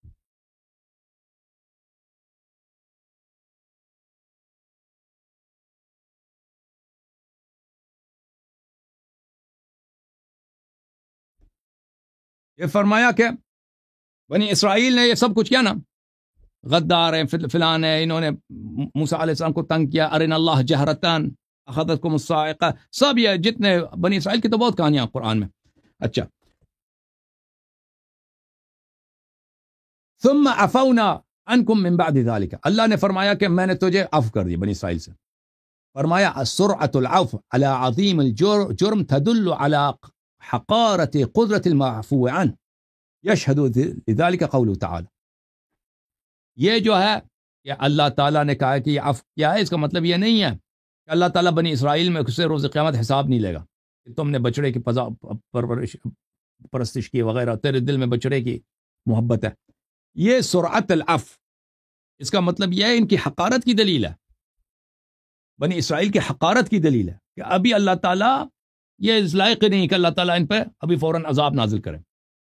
اچھا، تو آپ نے جو کہا ہے کہ صحابہ کی بخشش ہوئی ہے، صحابہ کی بخشش اگر آپ کسی کتاب میں دکھائیں کہ قرآن جو شرط بتا رہا ہے بخشش کی، ایک بخشش ہے عدم استعجال عذاب، اس کا عذاب آخرت میں ہوگا، جو بنی اسرائیل والی عفو ہے۔ ایک عفو ہے جو قبول توبہ ہے، اللہ توبہ قبول کرتا ہے، یہ دو مختلف ہیں۔ قبول توبہ والی جو ہے وہ توبہ کے بعد ہوتی ہے، بخشش طلب کرنے کے بعد۔ اگر آپ کہتے ہیں صحابہ کا حساب اس طرح ہے، وہ کسی کتاب میں ہمیں دکھائیں کہ صحابہ نے جنگوں سے بھاگ کے انہوں نے توبہ کی، کسی صحابی کے لیے نہیں، ٹھیک ہے نا، ان لوگوں کو شرم ہی نہیں تھا، جنگ سے بھاگ گئے، کسی کے لیے نہیں ہے۔ اچھا، تو بچا کیا؟ بچا یہ کہ اللہ تعالیٰ نے واضح طور پہ صحابہ سے خطاب کیا کہ جو جنگ سے بھاگ جاتا ہے بھلے اس کی جگہ جہنم کا ٹھکانہ، اللہ نے وعدہ دے دیا۔ اللہ نے جب وعدہ دے دیا تو پتہ چلا یہ جو عفو ہے، ثم عفونا عنکم، یہ عفو وہی بنی اسرائیل والی عفو ہے۔ جی سر۔ جی اللہ یاری صاحب، آپ کی بات یہاں پر مان لیتا ہوں، آپ قرآن کی آیات کا حوالہ دیتے ہیں، اس میں کوئی ان کا نام تو نہیں آیا، چلے پھر بھی میں آپ کی بات مانوں گا۔ آگے چل کے سورت حجرات میں اللہ تعالیٰ نے دوبارہ انہیں پھر کہا کہ آپ کے اعمال حذف ہو گئے۔ جب ایک دفعہ اللہ تعالیٰ نے کہہ دیا تو دوبارہ کہنے کی کیا ضرورت تھی؟ دوسرا، حضور پاک صلی اللہ علیہ وسلم نے جب واضح ہو گیا کہ یہ ان کے اعمال حذف ہو چکے ہیں تو انہوں نے ان کو اپنے پاس کیوں بٹھایا؟ تیسری بات، آگے چلتے ہیں جا کے، جب آخری ٹائم تھا، حضور پاک صلی اللہ علیہ وسلم کی وفات کا ٹائم آ گیا، دو دفعہ جب بقول آپ کے دو دفعہ کہہ دیا گیا کہ ان کے اعمال حذف ہو چکے ہیں، اور اس وقت اسلام کا بول بالا تھا، مولا علی شیر خدا موجود تھے، باقی صحابہ موجود تھے، پھر حضرت عمر فاروق رضی اللہ تعالیٰ نے آ کے یہ کیوں کہا کہ قلم پینسل کی کوئی ضرورت نہیں ہے، ہمارے لیے قرآن کافی ہے؟ کیا وہ سارے صحابہ بزدل تھے؟ مولا علی شیر خدا موجود تھے؟ آپ دیکھیں، ایک بات پہ صرف تنقید ہی اچھی تو نہیں نا، اگر وہ ان کے اعمال دو دفعہ اللہ تعالیٰ نے حذف کر دیے، دو دفعہ قرآن میں آپ کے بقول، پھر بھی گنجائش بچی ہے کہ وہ آخری ٹائم بھی حضور پاک صلی اللہ علیہ وسلم کے پاس بیٹھے ہوئے تھے، کیوں؟ دیکھیں میرے بھائی، رسول آپ جواب پاک دیں۔ صلی اللہ علیہ وآلہ وسلم، میں آپ کے سوالوں کا جواب دے دوں. اگر کوئی سوال آپ کا رہ گیا تو آپ دوبارہ اس کو مجھے یاد دلا دیں تاکہ میں اس کا جواب دے دوں. یہاں تک دیکھیں کہ رسول اللہ صلی اللہ علیہ وآلہ وسلم کے سیرہ مبارکہ میں سب مسلمانوں کا یہ ہے کہ رسول پاک صلی اللہ علیہ وآلہ وسلم کسی منافق کو اپنے ہاں سے دور نہیں کرتے تھے. یعنی وہ اس طرح کی بے عزت کریں کہ آپ نکل جائیں، پھر نہ جائیں آئیں، اور اس کو منافق ہونے کی وجہ سے کوئی سزا دے دیں. ان کے سیرت میں کسی کے نہیں ہے، کیونکہ مدینے میں منافقین تو تھے نا. یہ تو سورہ منافقین موجود ہے قرآن کے مختلف آیات میں. آپ پڑھ لیں سورہ بقرہ کے آغاز سے. وَإِذَا قِيلَ لَهُمْ آمِنُوا كَمَا آمَنَ النَّاسُ قَالُوا أَنُؤْمِنُ كَمَا آمَنَ السُّفَهَاءُ أَلَا إِنَّهُمْ هُمُ السُّفَهَاءُ. اور جب بلے قرآن مجید میں تو بہت سارے آیات ہیں کہ کافر تین طائفے ہیں لوگ، ایک مسلمان ہے، ایک کافر ہے، ایک منافق. یہ تو بہت ہے اور مختلف آیات میں. تو رسول پاک صلی اللہ علیہ وسلم کی سیرہ میں کہیں بھی نہیں ہے کہ منافقین کو انہوں نے کیا کیا. منافقین کو کے ساتھ ہاں البتہ اگر کوئی منافق کفر کا اظہار کرتا ہے پھر الگ بات ہے. مثلا حکم جو ہے ابن اللہ یاری صاحب 2 دفعہ قرآن نے کہہ دیا تو پیچھے کیا کسر رہ گئی؟ 2 دفعہ بقول آپ کے، میں آپ کو کوٹ کر رہا ہوں. 2 دفعہ اللہ پاک نے انہیں کہہ دیا، پیچھے ابھی بچ گئی ہے کوئی چیز؟ ابھی کوئی کچھ نہیں بچا؟ کوئی نہیں بچی نا، کوئی کچھ نہیں بچا. اسی لیے نکالنے کی ضرورت نہیں ہے. جب اللہ نے نکال دیا دین ایمان سے ہمیشہ کے لیے. نہیں یہ کیا بات ہوئی؟ دیکھیں آپ وہ سارے صحابہ موجود ہیں، حضرت علی کرم اللہ وجہ جو موجود ہیں، وہ اسلام میں مداخلت کر رہے ہیں. ابھی سن لیں، آپ سن لیں، ابھی سن لیں. دیکھیں رسول اللہ صلی اللہ علیہ وسلم الحکم ابن ابی العاص کو اس لیے مدینے سے نکال دیا کیونکہ ان کو اس حالت میں پکڑا گیا کہ وہ رسول پاک صلی اللہ علیہ وسلم کو مذاق اڑا رہے تھے. وہ کیا کر رہا تھا؟ وہ پیغمبر صلی اللہ علیہ وسلم کے پیچھے چل کے وہ چپکلی کا جو شکل ہوتا ہے نا، یہ بناتا تھا. تو رسول پاک صلی اللہ علیہ وسلم نے ایک دفعہ پیچھے دیکھا کہ اسی طرح شکل بنا رہا ہے، مذاق اڑا رہا ہے پیغمبر. تو پیغمبر نے فرمایا کہ کن وزغن، تو چپکلی رہے. پھر وہ آخر زندگی تک اس کی شکل اسی طرح رہی. سرکار انبیاء صلی اللہ علیہ وسلم کے اعجاز کی وجہ سے، اس کے معجزات میں سے ان کی شکل اسی طرح. پھر ان کو طائف نکال دیا. وہ اس کو ایک سزا دیا تھا. اس لیے باقی لوگوں کوئی منافق نہیں. مثلا سورہ منافقین کس کی مذمت میں نازل ہوئی؟ اذا جاءك المنافقون قالوا انا نشهد انك لرسول الله والله يعلم انك لرسول والله يشهد ان المنافقين لكاذبون يقولون لئن رجعنا الى المدينه ليخرجن العز منه الاذل. بہرحال کہ نبی صلی اللہ علیہ وسلم کو گالی دیتا ہے کہ یہ نستجیر باللہ، یہ ذلیل ترین شخص ہے. ہم ذلیل ترین شخص کو، ہم عزیز ترین ہیں، عزیز ترین ذلیل ترین کو مدینے سے نکال دے گا. یہ کون تھا اس کا کہنے والا؟ عبداللہ ابن ابی ابن سلول. رسول اللہ صلی اللہ علیہ وسلم نے اس کو ساتھ مسجد میں آنے سے منع نہیں کیا. اس کو ساتھ آنے سے وہ جب جنگوں پہ جاتے تھے اس کو بلاتے تھے، جنگوں میں کبھی آتا تھا کبھی نہیں آتا تھا. ٹھیک ہے نا؟ تو اس طرح نہیں ہوا کہ رسول اللہ صلی اللہ علیہ وسلم نے ان کے ساتھ حسن معاشرت، حسن سیرت اور حسن خلق کو کبھی چھوڑا ہو. تو جب دیکھیں مسلمانوں کا کسی کا بھی اس مسئلے پہ کسی کا اختلاف نہیں ہے کہ جب سورہ منافقون نازل ہوئی ہے تو اب عبداللہ ابن ابی کے لیے کچھ نہیں بچا جب پورا سورہ نازل ہوتا ہے. اس کے علاوہ بھی موجود جو سورہ توبہ میں بہت سارے آیات ہیں، وہ بھی اسی میں عبداللہ ابن ابی کا ہاتھ ہے. تو کچھ نہیں بچا. تو اس کے باوجود آخر میں اس کی وفات ہوئی ہے. پیغمبر صلی اللہ علیہ وسلم نے خود نماز پڑھائی. عرض یہ ہے کہ پیغمبر صلی اللہ علیہ وسلم پکے منافق، وہ منافق جو واقعاً دل میں کافر تھے. ایک تو منافق ہے نا، منافق ایک بندہ جھوٹ بولتا ہے، وعدہ دیتا ہے، میں آپ کو وعدہ دیتا ہوں پھر میں عمل نہیں کرتا نا، یا آپ نے مجھے پیسے دے دی، میں نے پیسے میں کچھ گڑبڑ کر دی، لیکن میں خدا رسول صلی اللہ علیہ وسلم کا کلمہ گو ہوں، میں کافر نہیں ہوں. لیکن یہ منافق کی علامت ہے کہ مثلا جو وعدہ دیتا ہے جھوٹ بولتا ہے، وعدہ خلافی کرتا ہے. لیکن ایک وہ منافق ہے جو بالکل کافر ہے، لا الہ الا اللہ محمد رسول اللہ صلی اللہ علیہ وسلم، جھوٹ سے بولتا ہے نا. عبداللہ ابن ابی تو اس طائفے میں سے تھا. ہاں اس طائف رسول اللہ صلی اللہ علیہ وسلم نے ان کے ساتھ مسلمانوں جیسا برتاؤ کیا، آخر تک ان کو نہیں ہٹایا. تو آپ کہتے ہیں کہ ابوبکر کے ساتھ مثلا ان کو کیوں نہیں نکالا یا کوئی کچھ نہیں کرتا؟ جب یہ دو آپ جو خود کہہ رہے ہیں کہ یہ آیات نازل ہوئی تو کچھ نہیں بچا، سب حجت تمام ہو گئی ہے. رسول اللہ صلی اللہ علیہ وسلم کو اس سے زیادہ اس کرنے کی ضرورت نہیں ہے کہ بھائی اگر ایک شخص چیختا ہے، پکارتا ہے یا جنگ سے بھاگ جاتا ہے، جب قرآن کی آیت نازل ہو جاتی ہے کہ جو جنگ سے بھاگ جاتا ہے وہ جہنمی ہے، تو اس کو مزید سزا دینے کی سزا ہو گئی، بس ختم ہے. یا کوئی شخص بے حرمتی کرتا ہے، پیغمبر کی سورہ نازل ہو جاتا ہے اس کی مذمت میں، وہ کافی ہے. اچھا اب یہ بات جو آپ نے اللہ یاری صاحب، آپ نے حدیث قرطاس کے متعلق کی ہے، جی اللہ یاری صاحب بات سمجھنے کی کوشش کریں. جب 2 دفعہ اللہ پاک نے کہا کہ ان کے اعمال حذف ہو چکے ہیں تو جب وہ اس محفل میں گئے، حضور پاک صلی اللہ علیہ وسلم کا آخری ٹائم تھا، سارے صحابہ موجود تھے، حضرت علی کرم اللہ وجہ موجود تھے. جب انہیں پتہ چل گیا کہ اللہ پاک نے ان کے اعمال حذف کر دیے ہیں، یہ ایمان سے فارغ ہو گئے ہیں، تو انہیں آخری ٹائم پہ حضور پاک صلی اللہ علیہ وسلم کے پاس کیوں بیٹھنے دیا؟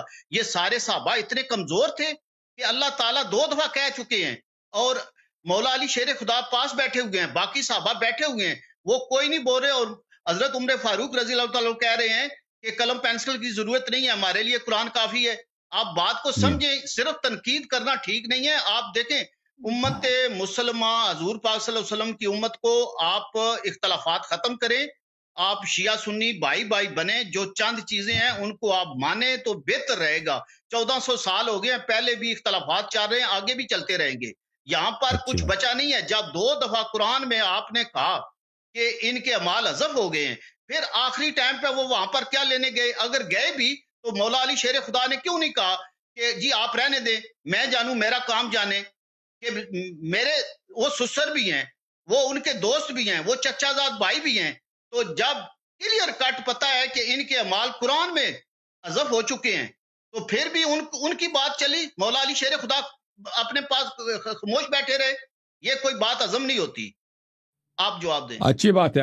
دیکھیں میرے بھائی، میں آپ کو میں نے جواب دے دیا، لیکن آپ کو سمجھ نہیں ہے، میں دوبارہ جواب دے دیتا ہوں. ٹھیک ہے؟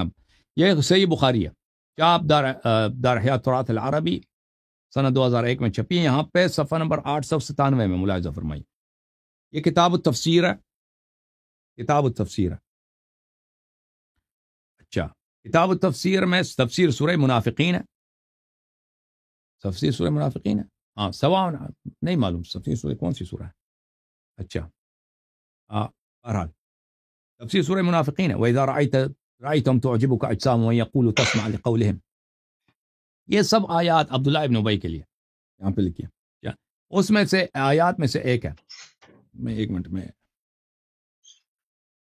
بلکہ اس میں سے بہتر مناسب تر یہ ہے، تفسیر سورہ منافقین میں آیہ نمبر 8، يَقُولُونَ لَئِن رَجَعْنَا إِلَى الْمَدِينَةِ. یہ قرآن کی آیت ہے، سورہ منافقین کی آیت ہے. منافق کہتے ہیں کہ جب ہم مدینہ پہنچ جائیں، لَيُخْرِجَنَّ الْأَعَزُّ مِنْهَا الْأَذَلَّ، عزیز ترین ذلیل ترین کو مدینے سے باہر نکال کے پھینک دے گا. وَلِلَّهِ الْعِزَّةُ، عزت اللہ کے لیے، رسول صلی اللہ علیہ وسلم کے لیے اور مؤمنین کے لیے. وَلَكِنَّ الْمُنَافِقِينَ لَا يَعْلَمُونَ، لیکن منافقین نہیں جانتے کہ عزیز کون ہے واقعا، کیونکہ وہ قوم قبیلے والا ہے، قبیلہ اس کا بڑا ہے، وہ اپنے آپ کو عزیز سمجھتا ہے. اچھا، یہاں پہ جو روایت ہے 4907، صحابی کون ہے؟ صحابی ہے عبداللہ ابن ابی ابن سلول، منافقین کا جو سردار ہے. وہاں پہ ایک لڑائی ہوئی ہے صحابہ کے درمیان. اس نے کہا کہ واللہ لئن رجعنا الى المدینہ لیخرجن العز منها الاذل. اس نے کہا کہ رسول اللہ صلی اللہ علیہ وسلم کے متعلق کہ میں عزیز ترین ہوں، نستجیر باللہ ذلیل ترین ہے، مدینہ پہنچ کے ہم ان کو نکال دیں گے. اس طرح گالی دیا. فقال عمر بن الخطاب، عمر بن الخطاب نے کہا دعنی یا رسول اللہ اضرب عنق هذا المنافق. یا رسول اللہ، دیکھو مجھے اجازت دو کہ میں اس منافق کا گردن کاٹ دوں. پیغمبر نے فرمایا دعه لا يتحدث الناس ان محمد صلی اللہ علیہ وآلہ يقتل اصحابہ. اس کو چھوڑ دو، کچھ نہ کہو، لوگ کہیں گے کہ رسول اللہ صلی اللہ علیہ وآلہ وسلم اپنے اصحاب کو قتل کر رہا ہے. یہاں پہ کئی باتیں، ایک یہ ہے کہ عمر نے اس شخص کو منافق کہا، اور وہ ہے بھی منافق جو پیغمبر کو گالی دے، اور پھر رسول اللہ صلی اللہ علیہ وسلم نے اس کو اپنا صحابی بھی بولا. اس کا مطلب ہے کہ لفظ صحابی کا اطلاق منافق پہ صحیح حدیث میں اور کئی احادیث میں موجود. اچھا، پھر اسی کتاب بخاری میں حدیث نمبر ملاحظہ فرمائیے 231 ہے، 231 ہے. جب یہی شخص اس کی وفات ہوئی ہے، حدیث نمبر 1270 صفحہ نمبر 231، جابر نے کہا اتى النبي صلی اللہ علیہ وآلہ عبداللہ ابن ابی بعدما دفن اخرجه فنفث فيه من ريقه والبسه قميصا. وہ قبر میں ڈال چکا تھا، وہ شخص قبر میں رکھا تھا، اس کو قبر سے اس کو دوبارہ پیغمبر صلی اللہ علیہ وسلم نے نکالا، اپنے قمیص اس کو کفن، اپنے قمیص سے اس کی کفن کرائی ہے، اس کا منہ کھولا ہے، اس کے منہ میں تھوکا ہے، اور اس کو دوبارہ اپنا قمیص پہنا کے دفن فرمایا، نماز بھی خود پڑھائی ہے. اوکے، تو اب آپ کہہ دو، دیکھیں اگر منافقین کے ساتھ پیغمبر صلی اللہ علیہ وسلم مسلمانوں جیسا برتاؤ کرتے تھے اور آخر تک مسلمانوں جیسا برتاؤ کرتے تھے، لیکن ان کو پتا تھا کہ یہ منافق ہیں اور پتا تھا کہ یہ جہنمی ہے، کیونکہ اسی کے شخص کے متعلق قرآن کی سورہ منافقین کی جو پہلی آیت ہے کہ یہ کہتے ہیں کہ اشہد ان لا الہ الا اللہ واشہد ان محمد رسول اللہ، لیکن یہ جھوٹ کہہ رہے ہیں، ان کا عقیدہ ہے ہی نہیں صلی اللہ علیہ وسلم، تو ان کے کافر ہونے میں کوئی شک نہیں ہے۔ تو آپ اگر کہتے ہیں نا کہ پیغمبر صلی اللہ علیہ وسلم ان کو کیوں نہیں آنے کیوں دیا، تو یہ آپ کی ذہنیت یہ ہے کہ اگر ایک شخص کو قرآن نے مذمت کی، اس کی تکفیر کیا، اس کو منافق کیا، تو پیغمبر صلی اللہ علیہ وسلم ان کے مقابلے میں بہت ہی سخت اسٹانس لیتے تھے۔ اس طرح نہیں ہے، پیغمبر صلی اللہ علیہ وسلم ایسے ہی ہے۔ ہاں، پیغمبر صلی اللہ علیہ وسلم ان کے مقابلے میں، کفار کے مقابلے میں سخت تھے، منافقین کے ساتھ بالکل مسلمانوں جیسا ان کا برتاؤ ہوتا تھا۔ جب یہ پتہ چلا تو اب آتے ہیں اس کی طرف، حدیث قرطاس کی طرف۔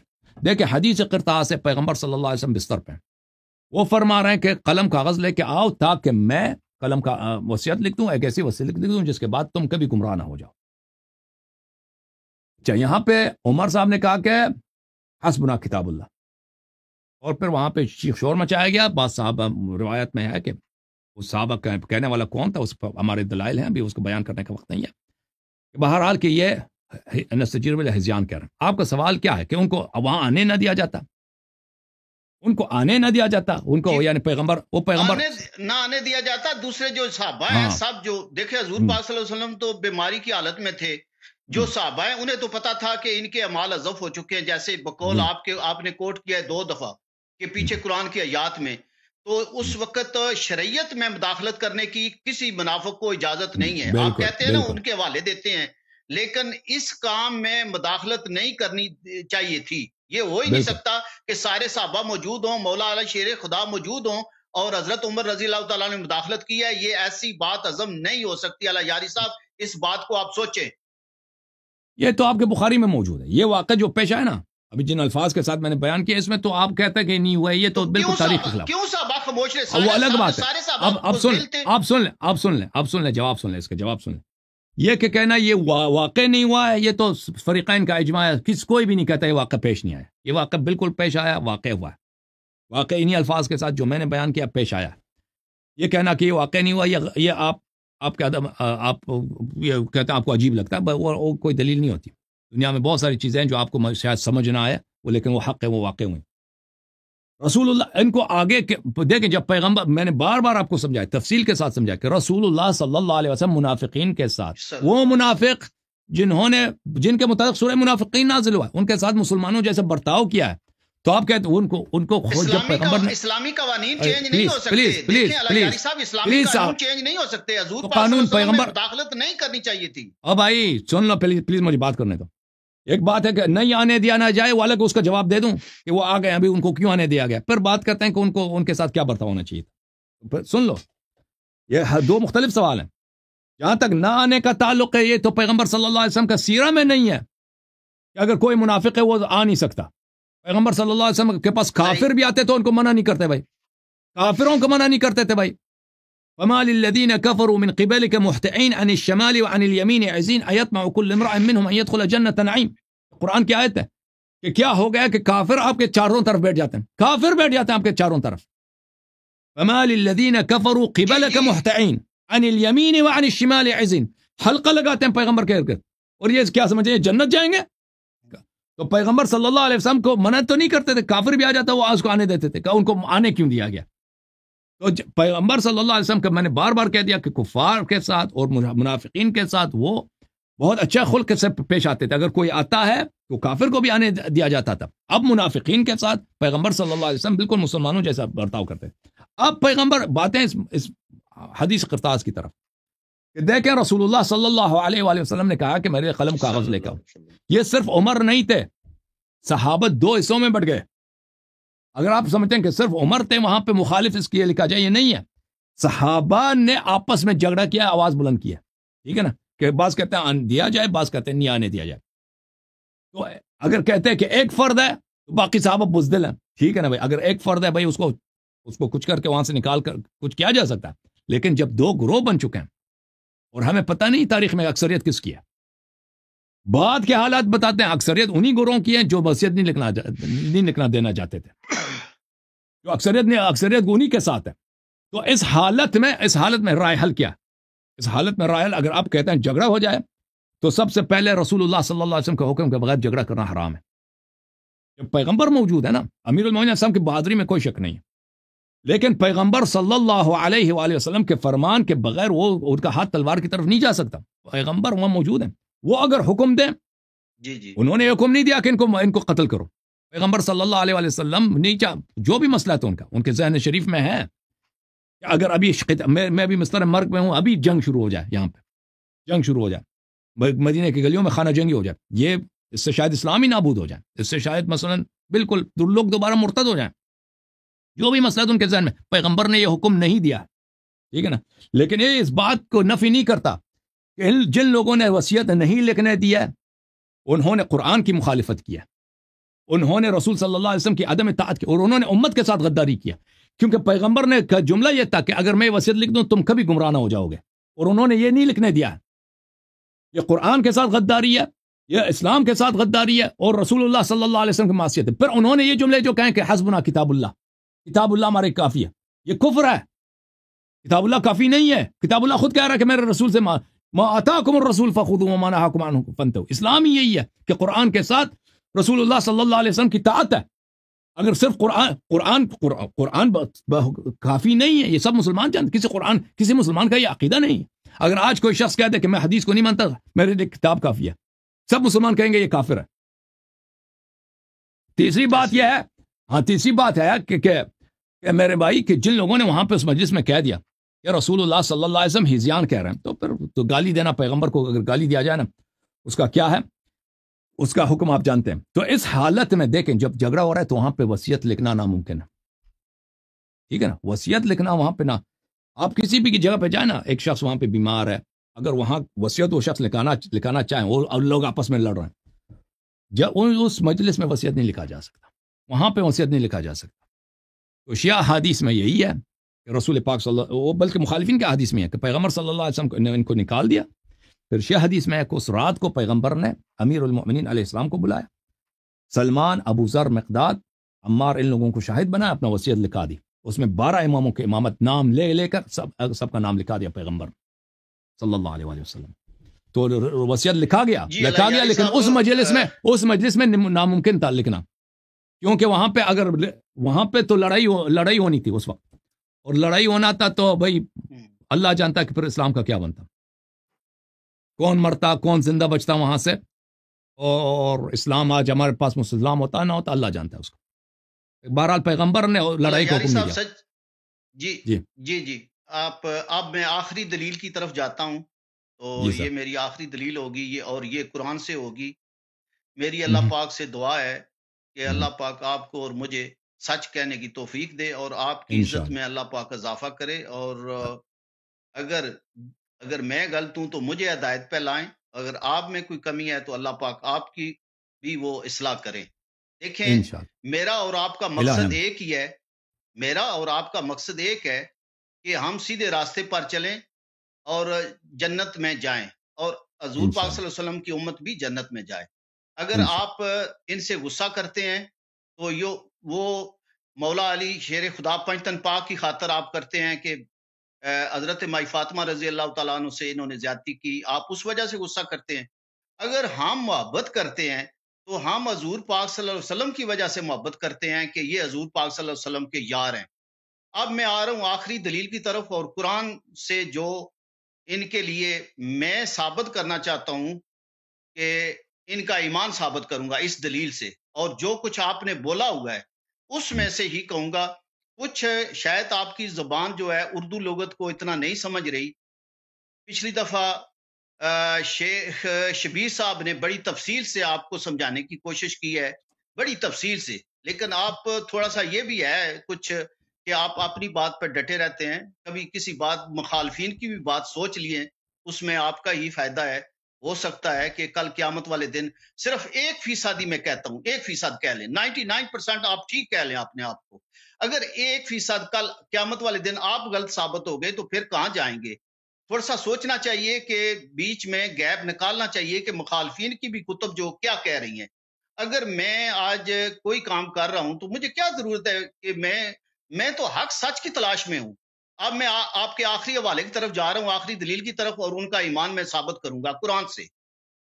سورۃ حجرات میں اللہ پاک کہہ رہے ہیں جو آیت کا جو آپ صحیح تلفظ نہیں سمجھتے یا الفاظ میں کچھ اردو میں کوئی پرابلم ہے، اس میں حکم نہیں ہے، اس میں تاکید کی گئی ہے۔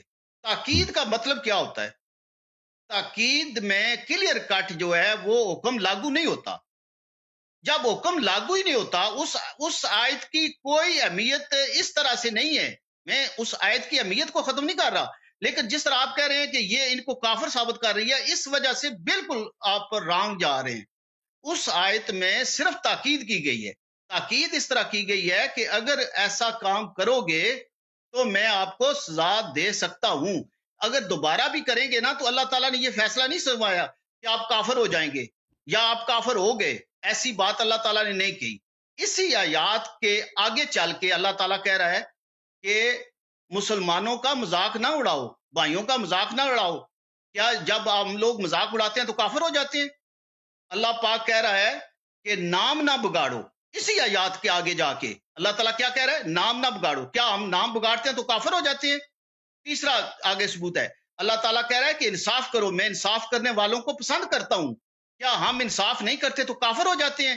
آپ ان کے ایمان کی دلیل یہ ہے کہ اس آیات کے شروع میں اللہ تعالیٰ کہہ رہا ہے ایمان والو، اس سے ان کا ایمان ثابت ہو گیا۔ اگر یہ ایماندار نہیں تھے، یہ تو آپ سب کا اجماع ہے کہ یہ جو ہے آیات ان کے لیے اتری ہے۔ اگر ان کے لیے اتری ہے تو اللہ تعالیٰ نے یہاں پر کہہ دیا ہے کلیئر کہ ہے ایمان والو، ان کا ایمان ثابت ہو گیا۔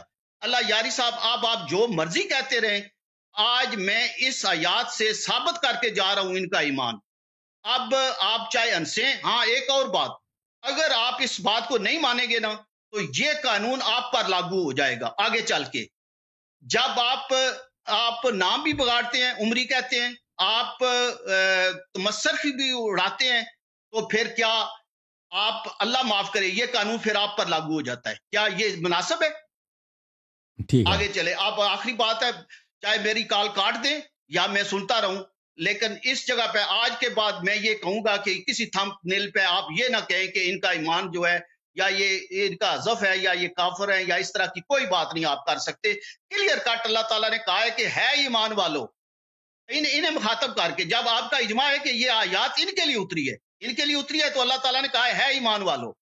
میرے حضور صلی اللہ علیہ وسلم سے آواز اونچی نہ کرنا، کہیں آپ کے ایمان وہ اعمال حذف نہ ہو جائیں۔ اس میں صرف تاکید ہے، کوئی آرڈر نہیں ہے، کوئی کچھ نہیں ہے۔ اگر دوبارہ بھی اونچے بولتے نا تو پھر بھی ان پہ قانون نہیں لاگو ہوتا۔ کیوں؟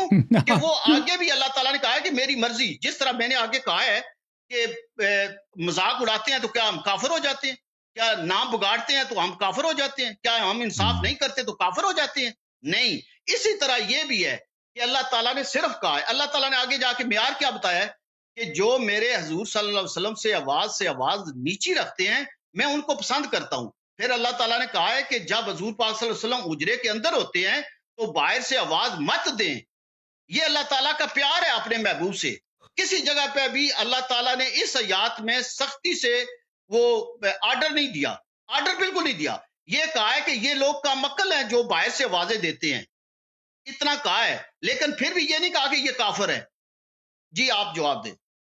اللہ حافظ۔ اور اس سے آج کے بعد تھوڑا سا اس الفاظ سے پرہیز کریں، کلیئر کٹ یہ جو ہے یہاں پر ان کا ایمان ثابت ہوتا ہے۔ چلیں جناب، اوکے۔ یہ جو کہا ان کم عقل ہے، کون کم عقل ہے؟ ان کی عقل نہیں۔ ہاں بھائی، ان کی عقل نہیں ہے، جنہوں نے آواز بلند کی تھی انہیں کی عقل نہیں ہے نا، کہ نہیں؟ جن کو اللہ نے کہا، جن کو کہا کہ عقل نہیں ہے وہ کون ہے؟ او بھائی نہیں، او بھائی آپ پیچھے نہ جائیں۔ جن کو بولا یہی تو بات ہے، آپ الفاظ کے جادوگر ہیں، آپ نکل جائیں گے اس بات سے۔ میں تھوڑا خادم ہوں، ایمان والوں کو کہا ہے میں نے۔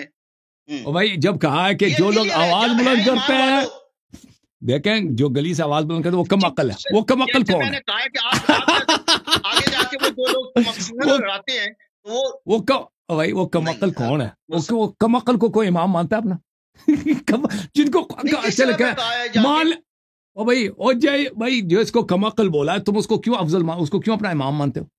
جس کو قرآن دیکھو مان لیا چلو کافر نہیں ہے، اتنا تم آپ نے خود کہہ دیا کہ قرآن نے کہہ دیا کم عقل ہے، تو کم عقل کو تم نے اپنا امام کیوں بنایا؟ نہیں اجرے کے باہر جو ہے وہ تو انہوں نے بات تو نہیں دی نا، اجرے کے باہر وہ تو کچھ کے لیے بھی کہہ رہے ہیں وہ اچھا وہ ایسے ہی ہے، وہ ایسے کم عقل ہے، کم عقل کو امام بنا سکتے ہیں؟ نہیں وہ ان کے لیے نہیں ہے، نہیں ہے، سب کے لیے نا، نہیں ہے، نہیں اللہ یاری صاحب کون ہے وہ کم عقل؟ وہ کم عقل جنہوں نے آواز بلند کی تھی وہ کون ہے؟ اگر میں ثابت کروں کہ یہی ہیں، وہ یہ نہیں تھے، نہیں اجرے کے باہر سے آواز لگانا، اندر سے حضور پاک صلی اللہ علیہ وسلم آرام کر رہے ہوں تو باہر سے آوازیں دیں، یہ وہ سب کے لیے ہے، وہ ان کے لیے نہیں ہے۔ آپ ان کی بات کریں، کس کا شان نزول کون ہے؟ شان نزول کون ہے؟ دیکھ وہ تو سب قرآن کے سب آیات سب کے لیے بھائی، سب آیات مثلا کہتا ہے شراب نہ پی لو یا نماز پڑھو، تو سب کے لیے نا۔ آواز بلند کرنا حرام ہے، کمرے کے باہر سے بلانا حرام ہے، تو جنہوں نے یہ کیا تھا وہ کم عقل ہے۔ تو کم عقل کہہ دینا، میں اپنے بیٹے کو کہہ دوں کم عقل تم ایسے نہ کرو تو کیا وہ کافر ہو جائے گا؟ نہیں چلو مان لے کافر، کم عقل تو ہے نا، کم عقل تو ہے نا۔ نہیں اور دیکھیں آپ کے پاس اس بات کم عقل تو ہے نا، کہ آپ اتنا کافر نہیں، چلو کم عقل تو اس بات کا آپ کے پاس جواب نہیں ہے، کم عقل تو ہے، میں بھی بند کر کے جا سکتا تھا۔ نہیں کم عقل تو ہے نا، کم عقل کو تم نے امام بنا دیا، افضل بنا دیا بھائی، جس کو کم از کم مان لو کہ کم عقل ہے بھائی، عقل نہیں، ٹھیک ہے، کم از کم اتنا تو تصدیق کرو۔ ان کو کیوں جوڑ رہے ہیں ان کے ساتھ؟ چلے اب سوالوں کے جواب آپ آن لائن دیکھ لیں، جواب سوالوں کے جواب لے لیں، ٹھیک ہے نا؟ آپ نے بہت سارے پوائنٹس لائے تو سن لیں۔ تھینک یو سر، اللہ آپ کو، اللہ حافظ، اللہ آپ کو جزائے خیر دے۔ دیکھیں میں ان کے باتوں کا جواب دے دیتا ہوں۔ یہ کہتے ہیں ان سے اسلام ثابت ہوتا ہے، ان سے ان کا اسلام ثابت نہیں ہوتا، ان کے باتوں کا اگر مانے تو یہ دلیل جو ہم کہتے ہیں یہ عدم اسلام ہے، یہ دلیل باطل ہو جاتی ہے۔ اس طرح نہیں ہے کہ بالکل یہ مسلمان ثابت ہو جاتے۔ اچھا، پہلی بات ہے کہ سورہ حجرات میں جو آیات ہیں اس میں یا ایھا الذین آمنوا کا خطاب ہے، یہ کہتے ہیں کہ اللہ نے ان کو کہتا ہے ایمان والو، تو یہ مومن ہے۔ تو اس کا بات کا جواب ہم بار بار دے چکے ہیں کہ بھئی اگر یہ خطاب ابو بکر عمر سے نہیں ہے، اگر یہ خطاب ابو بکر عمر سے ہوتا تو اللہ کو کہنا چاہیے تھا یا ایھا اللذان آمنا، تثنیہ کا خطاب ہوتا۔ یہ بقیہ مسلمانوں سے خطاب ہے کہ اے مسلمانوں اس طرح نہ بنو۔ مثلا میں اپنے بیٹے سے کہتا ہوں نا، ایک شخص بدتمیزی کرتا ہے، گالی دیتا ہے، اے میرا بیٹا تم بدتمیزی نہیں کرنا، تو اس کا مطلب نہیں یہ نہیں کہ وہ شخص جس نے بدتمیزی کی وہ میرا بیٹا ہے، ٹھیک ہے نا؟ تو پہلی بات آپ ثابت کریں کہ یہ خطاب ابو بکر عمر سے ہے۔ اگر خطاب ابو بکر عمر سے ہے تو یا ایھا الذین آمنوا کیوں کہا ہے؟ یہ عربی زبان میں خطہ ہے دو آدمی کے لیے۔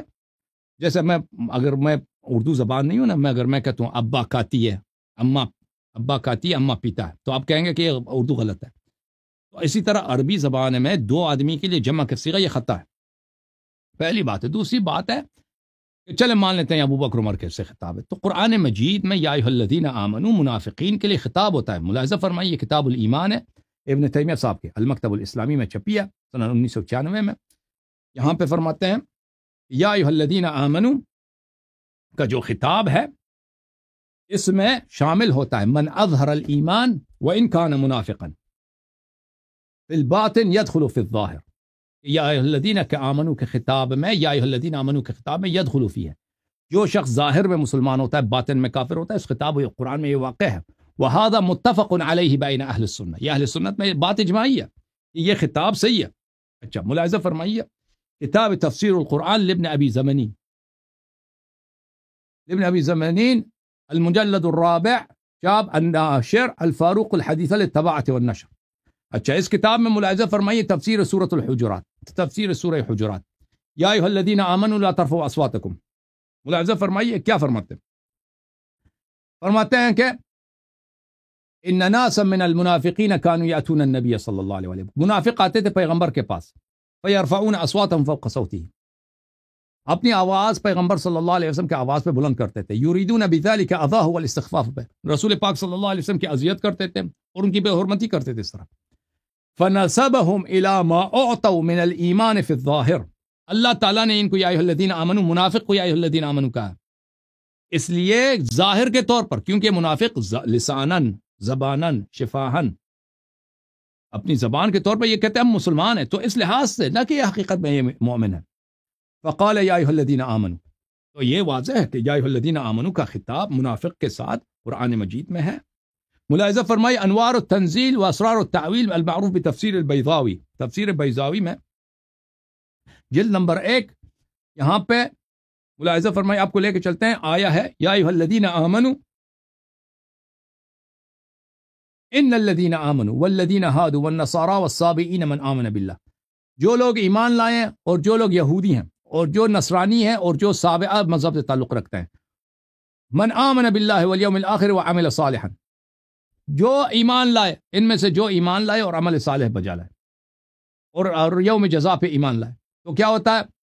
فلہم اجرہم عند ربہم، ان کی بڑی اجر ہے. تو یہ کیوں کہا جو لوگ ایمان لائے ہیں اگر وہ ایمان لائیں؟ یہ کیا بات ہے؟ وہ تو پہلے آپ نے کہہ دے کہ جو ایمان والے ہیں.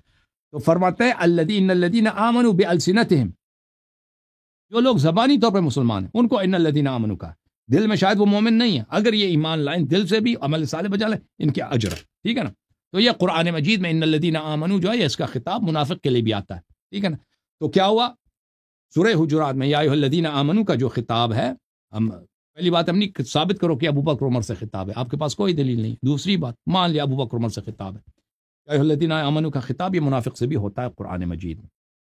پھر آپ کا یہ کہنا بھائی کہ اس میں اللہ نے عجیب بات ہے بھائی، کہتے ہیں کہ یہاں پہ آیا میں ہے اس سورہ میں یہ ہے، یہ آیات ہیں، دیکھیں یہ کہتے ہیں کہ انصاف کرو. آیا میں یہ ہے، آیا میں کیا ہے؟ بھلے آیا میں یہ ہے کہ انصاف کرو. ان اللہ فإن فاءت فأصلحوا بينهما بالعدل والإحسان، کہ لوگوں کے درمیان اب ان اللہ يحب المقسطین، اللہ انصاف کرنے والوں سے محبت کرتا ہے. اگر ہم نے انصاف نہیں کیا تو ہم کافر ہو گئے. چلو گناہ کیا، گناہ گار ہو گئے، لیکن کافر تو نہیں ہوتے نا. اب اس آیہ میں یہ ہے کہ تم ایک دوسرے کا مذاق نہ اڑاؤ، مذاق اڑاؤ گے تو یہ اللہ نے منع کیا اس سے. اگر کسی نے کسی مومن کا مذاق اڑایا تو وہ کیا کافر ہو گیا؟ نہیں، کافر نہیں ہوتا. تو اسی طرح اللہ نے فرمایا کہ نبی صلی اللہ علیہ وسلم کی بارگاہ میں آواز بلند نہ کرو، تو اس سے کفر کیسے ثابت ہوتا ہے؟ تو بھائی تو آیت تو اچھی طرح سے پڑھو نا، جو آواز بلند کرنے والی آیت ہے وہ کیا ہے؟ آیات والی آواز بلند یہ ہے کہ لا ترفعوا اصواتکم ولا تجهروا له بالقول، آواز بلند نہ کرو، ان تحبط اعمالکم وانتم لا تشعرون، کہ تمہارے اعمال حبط ہو جائیں گے اور تمہیں پتہ بھی نہیں ہوگا. اور یہ حبط اعمال میں نے بار بار دکھایا، یہ حبط اعمال کس کے ساتھ ہوتا ہے؟ کفر کے ساتھ ہوتا ہے. ملاحظہ فرمائیے عزیزو، اس کے دلائل بہت زیادہ ہیں. یہ کتاب الصارم المسلول علی شاتم الرسول صلی اللہ علیہ وآلہ، تالیف ابن تیمیہ، سن 1997 میں چھپی ہے. یہ بہت طویل بحث کرتے ہیں کہ والعمل یحبط بالکفر، حبط عمل کا سبب کیا ہے؟ صرف کفر ہے. حبط عمل والعمل یحبط بالکفر، عمل حبط کفر کے ذریعے ہوتا ہے، اور صرف کفر ہی جو ہے حبط عمل کا سبب ہے. پھر اگلے صفحے میں فرماتے ہیں ولا تحبط الاعمال بغیر الکفر، کفر کے علاوہ کوئی چیز محبط عمل ہے ہی نہیں، اعمال صرف کفر سے حبط ہو جاتے ہیں. تو پتہ یہ چلا اگر کوئی عمل ایسا ہے کہ قرآن نے کہا کہ یہ سبب حبط عمل ہے، وہ عمل کفر ہے. ٹھیک ہے نا؟ کہ عمل کفر ہے، پتہ چلا. پھر ابن تیمیہ صاحب فرماتے ہیں، ملاحظہ فرمائیے، فإن ثبت أن رفع صوت النبي صلى الله فوق صوت النبي صلى الله عليه وآله والجهر له بالقول يخاف منه أن يكفر صاحبه ولا يشعر ويحبط عمله بذلك وأنه مظنة لذلك وسبب فيه. ٹھیک ہے نا؟ جب اس سے واضح ہو جاتا ہے کہ جو شخص اپنی آواز بلند کرتا ہے وہ اس سے کیا ہوتا ہے؟ اس کے صاحب پہ کفر کا احتمال ہوتا ہے، اور اس بات کا احتمال ہوتا ہے کہ اس کے عمل حبط ہو گئے، اس کو پتہ نہیں. یہ کیوں اس طرح کہتا ہے کہ احتمال ہوتا ہے؟ اس لیے کہ اس کو پتہ کہ جس نے آواز بلند کی وہ ابو بکر عمر ہے، اس لیے کہہ رہا ہے. وَإِلَّا قرآن واضح ہے کہ آواز بلند نہ کرو تاکہ تمہارے اعمال حبط ہو جائیں. یعنی آواز بلند کرو گے تو اعمال حبط ہو جائیں گے. جیسے میں کہوں نا کہ آپ جو ہے شراب نہ پئیں کہ آپ گناہ گار ہو جائیں گے، آپ شراب پئیں گے تو گناہ گار ہو جائیں گے، اس میں کوئی شک ہی نہیں ہے. ٹھیک ہے نا؟